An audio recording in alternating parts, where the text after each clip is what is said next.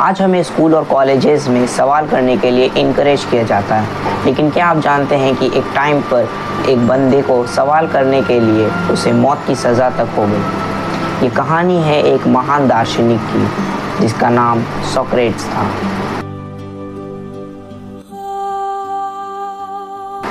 ये कहानी शुरू होती है लगभग 2400 साल पहले। एक शहर था एथेंस, ग्रीस में।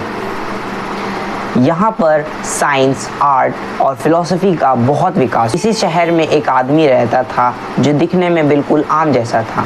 ना वो अमीर था, ना उसके पास कोई बड़ी पोजीशन थी और ना ही उसके पास कुछ खास चीज़ें थी, लेकिन उसके पास एक चीज़ थी जो उसके लिए बहुत इम्पोर्टेंट थी और वो थे क्वेश्चंस। सोक्रेटिस ने कभी कोई किताब नहीं लिखी। उसकी राइटिंग्स हमें उनके स्टूडेंट, खास करके प्लेटो की राइटिंग से मिलते हैं।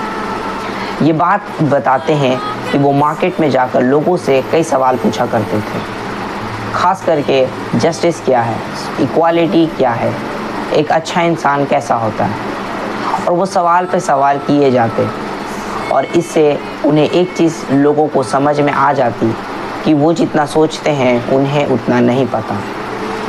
सोक्रेट्स का सबसे फेमस डायलॉग था, I know that I know nothing. इसका मतलब ये नहीं था कि वो कुछ नहीं जानते या फिर कुछ और।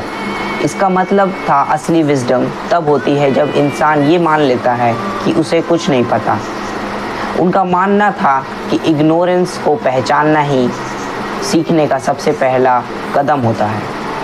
हर कोई सोक्रेट्स को पसंद नहीं करते थे, वो स्पेशली वो लोग जब वो सवाल करते थे पॉलिटिशियंस, टीचर्स और हाई तबके के लोग से, और जब वो सवाल का जवाब नहीं दे पाते थे तो वो काफ़ी इंसल्टेड फील करते थे, जिस वजह से उनके ऊपर कई आरोप लगाए गए, जैसे वो एथेंस के खुदाओं को नहीं माना करते थे और दूसरा कि वो यूथ को गुमराह कर रहे हैं। उनके दोस्तों ने उनके एस्केप प्लान के लिए बहुत सारी प्लानिंग की और एक प्लान बनाकर तैयार कर दिया उन्हें बचाने के लिए, लेकिन सोक्रात का मानना तो कुछ और ही था।